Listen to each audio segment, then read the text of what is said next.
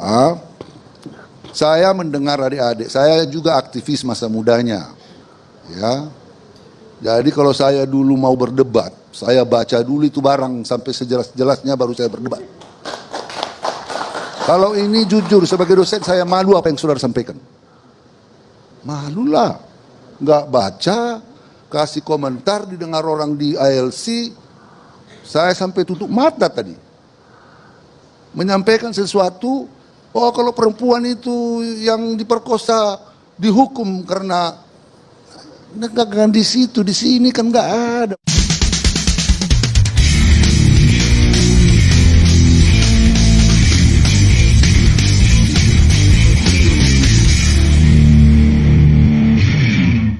Setiap kali dengar nama Badan Eksekutif Mahasiswa atau BEM, saya itu selalu teringat video barusan.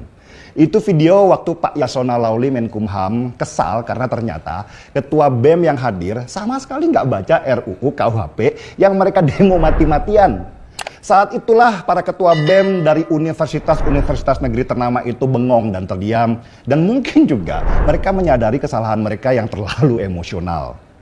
Di acara ILC itulah saya melihat bahwa mahasiswa kita dalam pandangan politik mereka mengalami tingkat penurunan intelektual.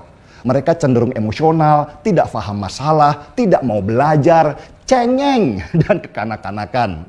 Mungkin secara intelektual mereka bagus ya, nilainya di atas rata-rata. Tapi dari sisi kecerdasan emosional, mereka sungguh ada di bawah standar. Gak usahlah dibandingkan dengan mahasiswa tahun 98 yang bergerak, memang karena ada masalah besar di negeri ini. Rezim yang sangat otoriter, penculikan-penculikan, kebebasan bicara hilang, dan kekuasaan yang absolut yang berpotensi korup, ditambah lagi kekuasaan yang tanpa batas dengan naiknya kembali Soeharto menjadi presiden lagi. Itulah yang memicu para mahasiswa dari seluruh Indonesia bergerak dan memunculkan revolusi yang legendaris di masanya. Pada masa itu, panggung-panggung orasi menjadi tren. Muncullah nama-nama seperti Budiman Sujatmiko, Adian Napitupulu, dan banyak lagi yang menguasai arena orasi untuk membakar semangat supaya mahasiswa berani bergerak. Mereka itu sangat paham masalah. Mereka belajar dan punya cara untuk menyampaikan pendapatnya. Mereka bergerak karena memang harus bergerak, bukan karena ingin tampil dan menjadi sorotan orang banyak. Gimana mau jadi sorotan pada waktu itu? Di masa Orde Baru, terkenal sedikit dan berbeda dengan pemerintahnya, bisa hilang jejaknya. Tinggal nama yang dikenang dan jasadnya saja sudah nggak ketahuan di mana rimbanya. Mahasiswa sekarang sebenarnya menikmati buah dari pohon reformasi yang dulu diperjuangkan dengan darah oleh kakak-kakaknya. Mereka sekarang ini bebas bicara, bebas menyatakan pendapat. Jangankan diculik, mereka malah bebas berkeliaran meski sudah memaki-maki pemerintah. Nggak ada tuh yang namanya intel yang mengikuti mereka, ataupun misalnya serbuan tentara ke rumah yang menakuti keluarga. Tapi ternyata kebebasan ini nggak membuat adik-adik mahasiswa kita itu pintar.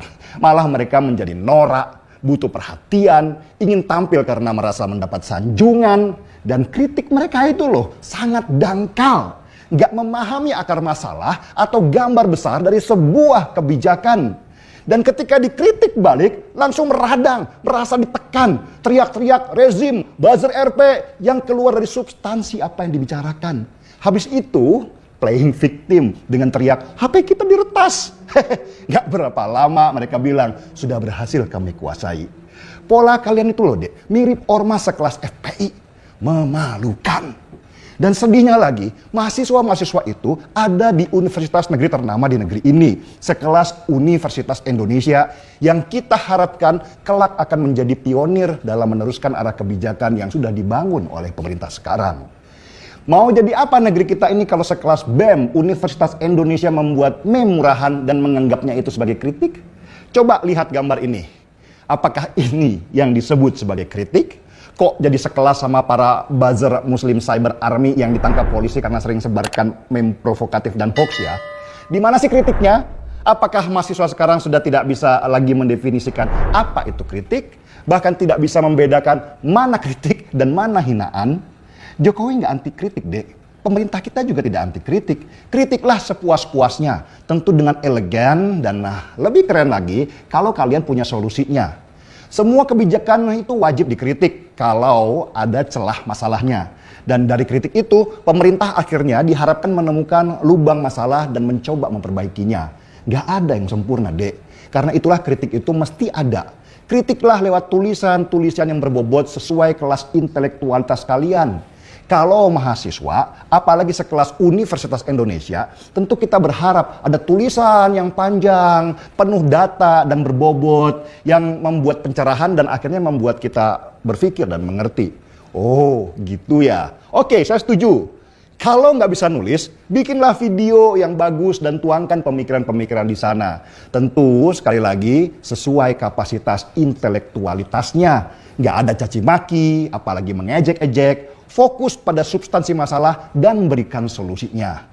Nah, lebih keren lagi, undang pejabat pembuat kebijakan dalam forum diskusi. Diskusi loh ya, bukan debat kusir. Beri dia waktu untuk memaparkan maksud di balik kebijakannya dan paparkan balik ke dia apa yang salah dan bagaimana cara memperbaikinya. Itu baru kritikan. Elegan, terhormat, dan punya kelas. Sesuai kelas mahasiswa sebuah perguruan tinggi ternama yang pasti untuk masuk ke sana itu susah. Nah, masa mahasiswa di Universitas Indonesia ketua BEM lagi main meme? Kan gak ada kelasnya. Apa yang diharapkan dari sebuah meme itu? Apa solusinya? Yang lucunya lagi si BEM UI ini mempermasalahkan Firly Bahuri sebagai ketua KPK dan menyalahkan Jokowi.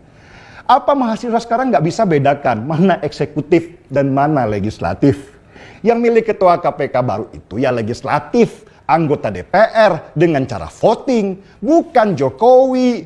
Lah kok yang disalahkan itu Jokowi lagi? Ayolah, malu dong kalian para mahasiswa. Mendingan nih ya, kalian naikkan peringkat kampus kalian ke urutan terbaik versi dunia. Menurut QS World University Ranking tahun 2021, bahkan Universitas Indonesia turun peringkat ke 305. Masa kalah sama universitas di Singapura yang rankingnya 11 dari seluruh universitas di dunia? Saya sih tetap punya harapan. Kalau adik-adik mahasiswa selain punya tingkat intelektual yang tinggi, juga punya kecerdasan emosional yang bagus. Cara kalian menyampaikan pendapat menunjukkan kualitas cara kalian berpikir. Kalian ada di universitas yang punya kelas, jadi tunjukkan dong kelas kalian. Yang lucu lagi, ada juga yang membela kalau ketua BEM yang buat meme itu IPK-nya tinggi dan juga asisten dosen pula. Sambil dia menyindir, IPK-nya presiden itu berapa? Ini dia yang salah kaprah. IPK tinggi bukan berarti dia kelak akan jadi orang sukses. Diketawain Elon Musk kalian. Yang bahkan gak peduli yang bekerja di dia itu lulusan SMA atau perguruan tinggi. Buat Elon Musk yang penting pekerjanya punya skill yang dibutuhkan. Lagian nih, kalau masalah IPK tinggi belum menjamin orang itu cerdas. Lihat aja. Bahkan ada sekelas profesor nggak bisa membedakan mana wajah hasil gebukan dan mana wajah hasil oplosan. Lalu kan, untuk adik-adik mahasiswa yang lain yang nggak masuk BEM, bersuaralah. Jangan mau kalian yang di universitas yang sama dikerdilkan oleh para ketua dan pengurus BEM kalian. Yang sebenarnya bersuara bukan untuk kepentingan kalian, tetapi buat kepentingan mereka pribadi supaya dilirik oleh partai politik. Jangan mau jadi kuda tunggangan. Kalian tidak akan pernah bisa mengubah dunia kalau tidak bisa mengubah di sekitar kalian sendiri. Suput dulu kopinya.